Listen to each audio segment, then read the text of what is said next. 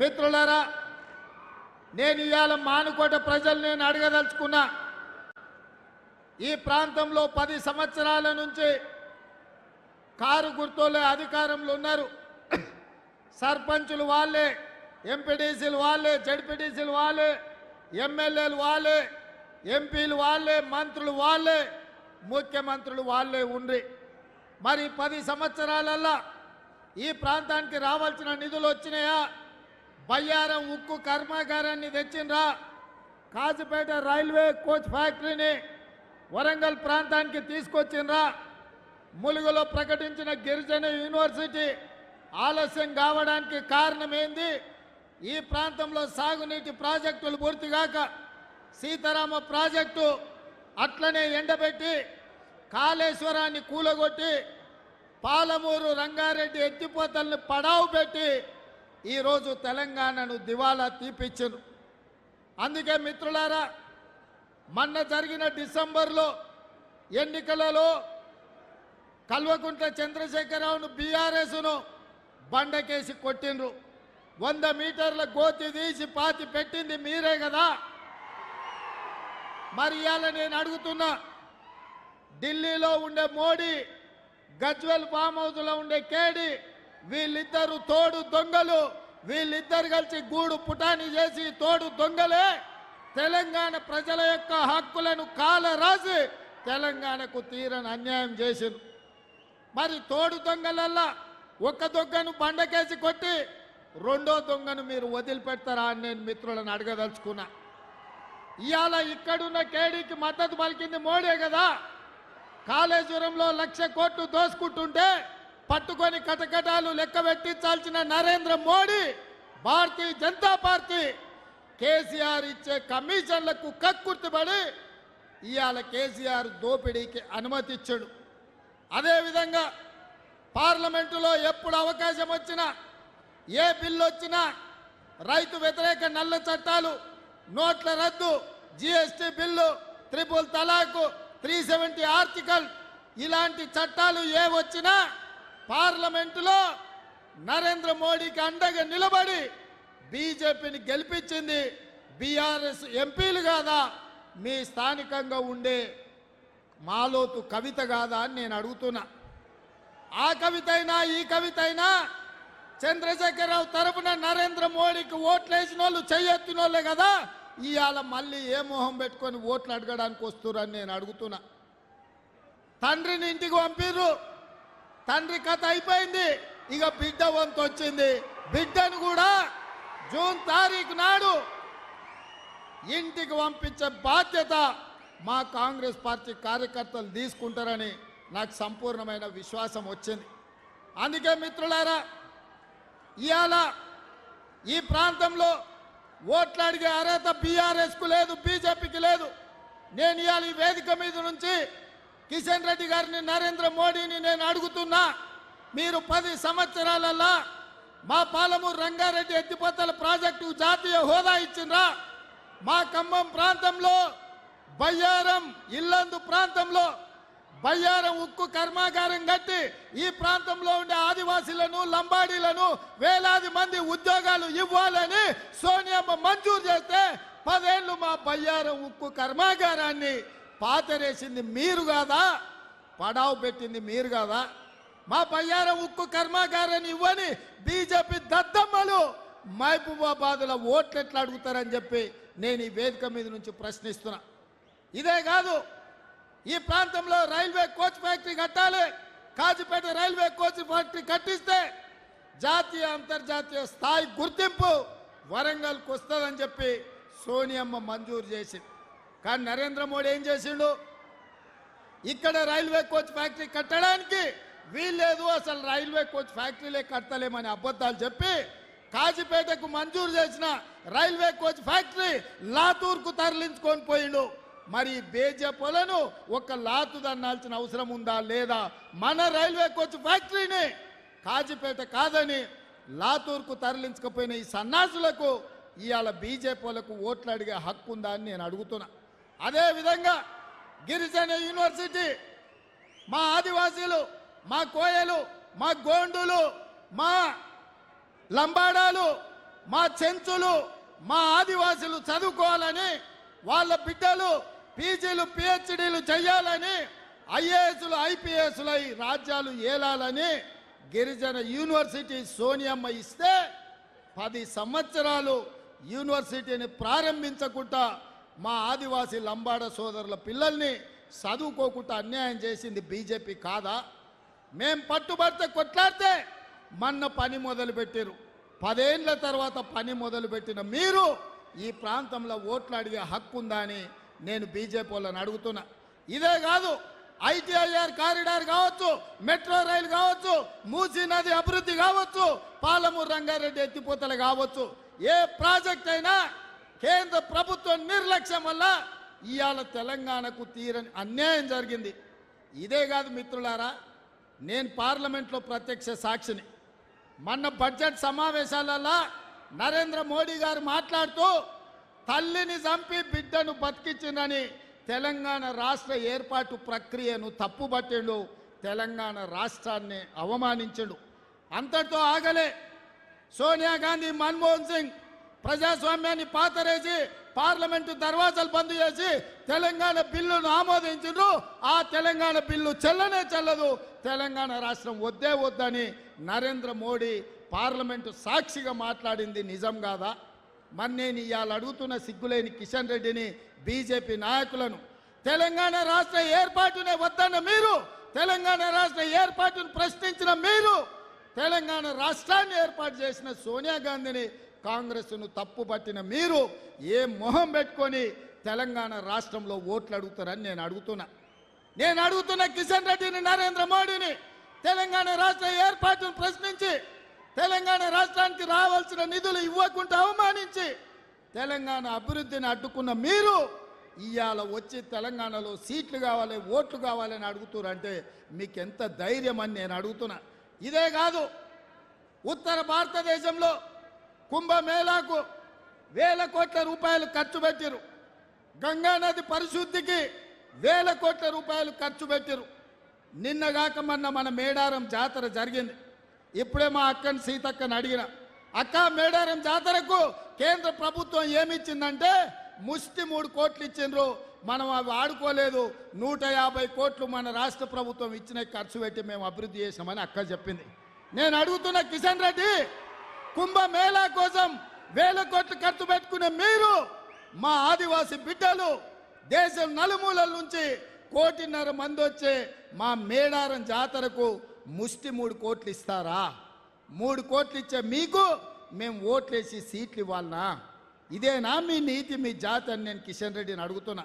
మేడారం జాతరను కుంభమేళాలాగా జాతీయ పండుగ కింద గుర్తించండి అంటే మేము ఇవ్వము, మేడారం జాతరకు జాతీయ గుర్తింపు ఇవ్వంపు అని కిషన్ రెడ్డి అక్కడ మేడారం వచ్చేసి చెప్పిపోయింది.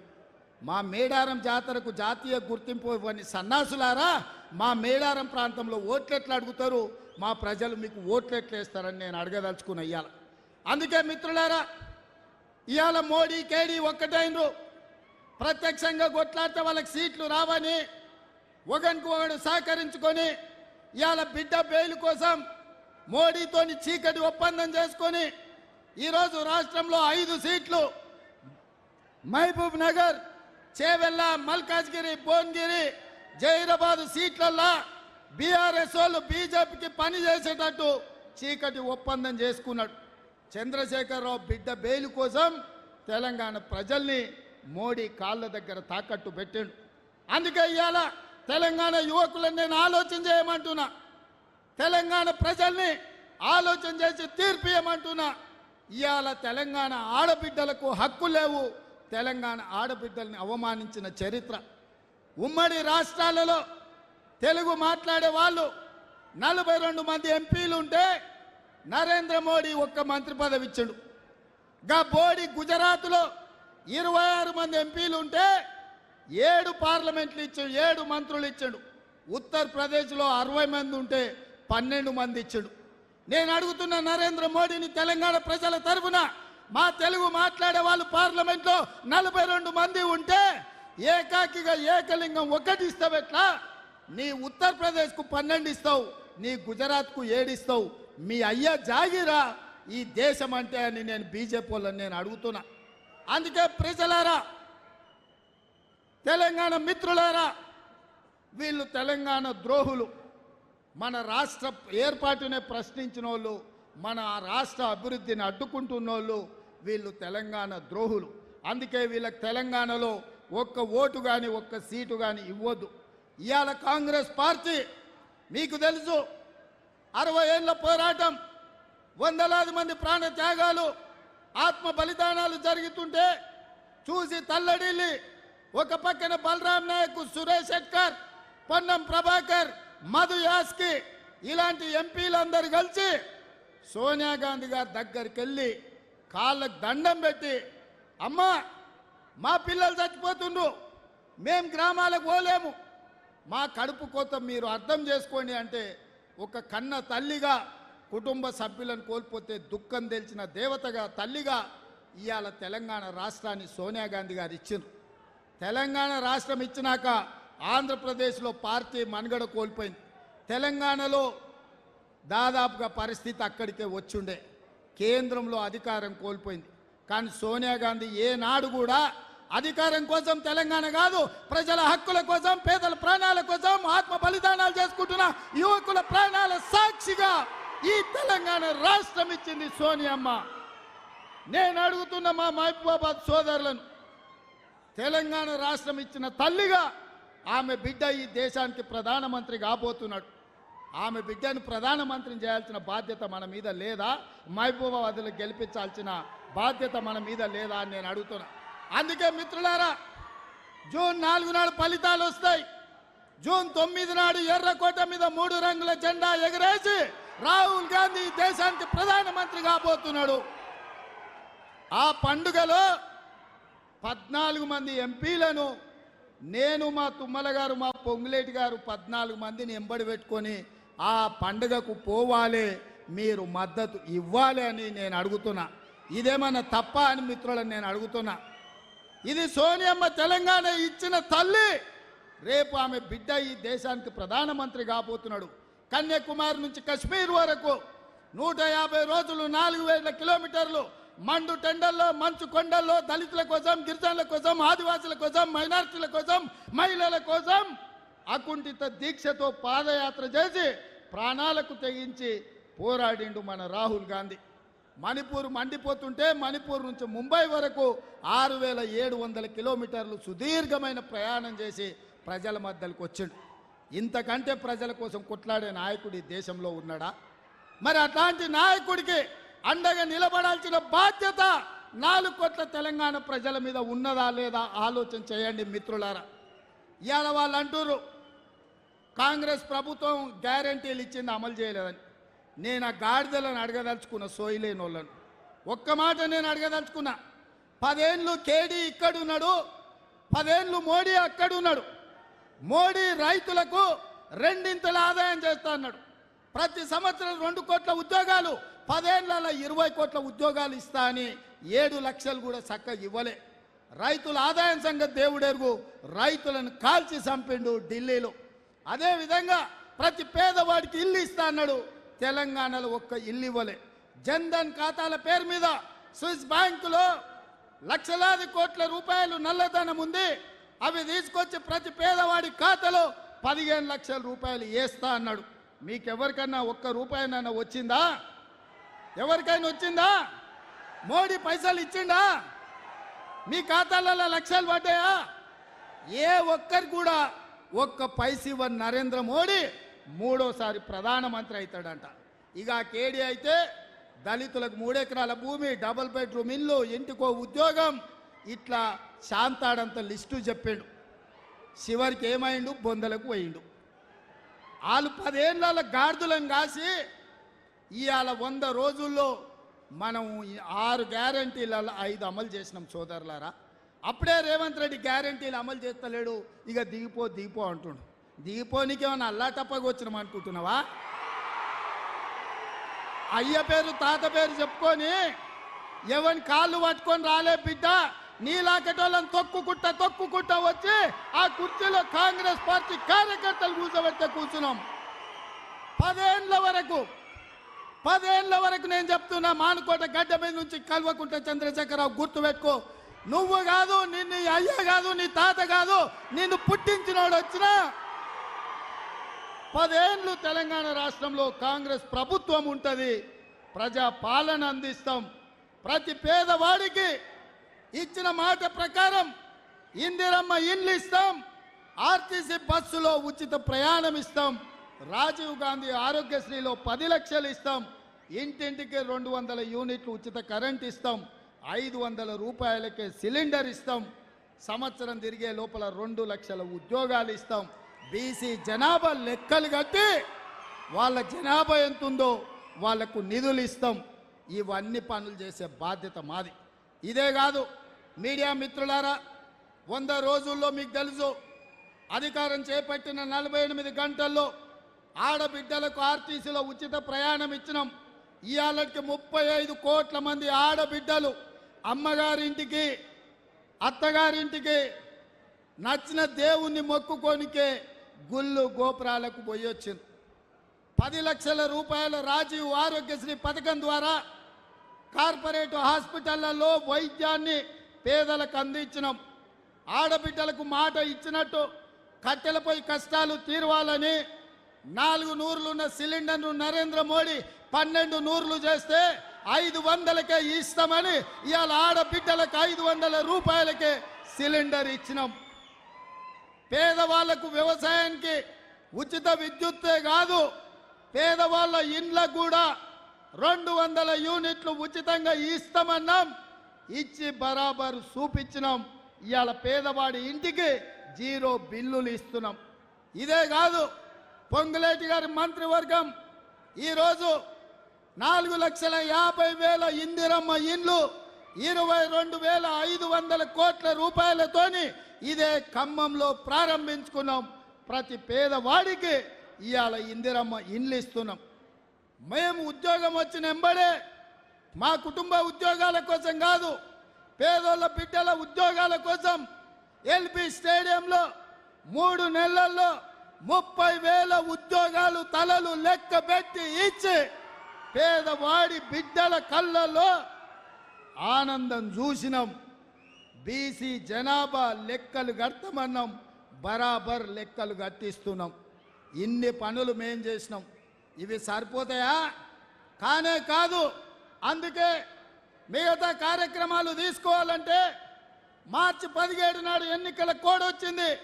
అందుకే మీకు నేను మాట ఇస్తున్నా, గ్యారంటీ ఇస్తున్నా.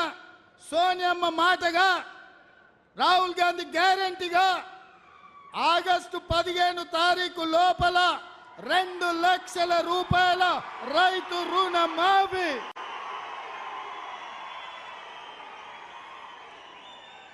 నా తెలంగాణ రైతాంగ సోదరులకు తుమ్మల నాగేశ్వరరావు గారి సాక్షిగా నేను మాటిస్తున్నా, భద్రాద్రి రాముడు సాక్షిగా నేను మీకు మాటిస్తున్నా, 15 ఆగస్టు లోపల 2 లక్షల రూపాయల రైతు రుణమాఫీ చేసి మీ రుణం తీసుకునే బాధ్యత నాది, ప్రజా పాలనది, కాంగ్రెస్ పార్టీది. ఇదే కాదు, వచ్చేసారి మీరు పండించే వడ్లకు బరాబర్ 500 రూపాయల బోనస్ ఇచ్చి మీ వడ్లు కొంటామని చెప్పి రైతులకు నేను మాట ఇస్తున్నా. మీరు ఈరోజు మా 100 రోజుల పాలన చూడండి, మా ఆర్టీసీ బస్ చూడండి, మా ఆరోగ్యశ్రీ పథకం చూడండి, మా గ్యాస్ సిలిండర్ చూడండి, మా ఉచిత కరెంటు చూడండి, మా ఇందిరమ్మ ఇళ్ళ పథకం చూడండి, మేము ఇచ్చిన 30,000 ఉద్యోగాలను చూడండి, మేము లెక్క పెడుతున్న బీసీల జనాభా చూడండి, మేము మాఫీ చేయబోయే 2 లక్షల రైతు రుణమాఫీ చూడండి, మేము ఇయ్యబోయే 500 బోనస్ చూడండి.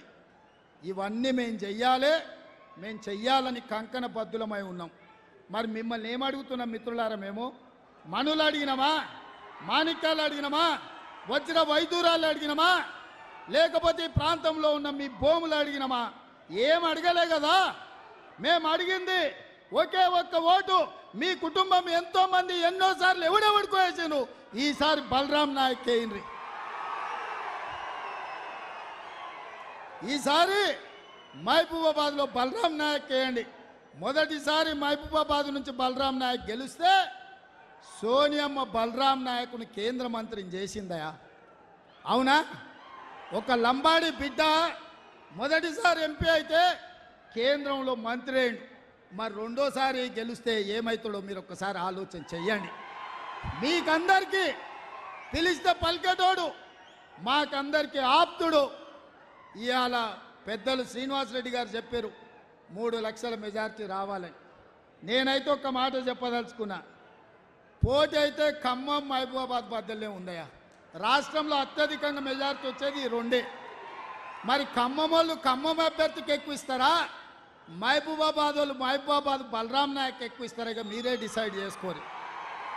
రాష్ట్రంలో మిగతా 15 సీట్లు మీతోని పోటీ పడే పరిస్థితులు లేవు.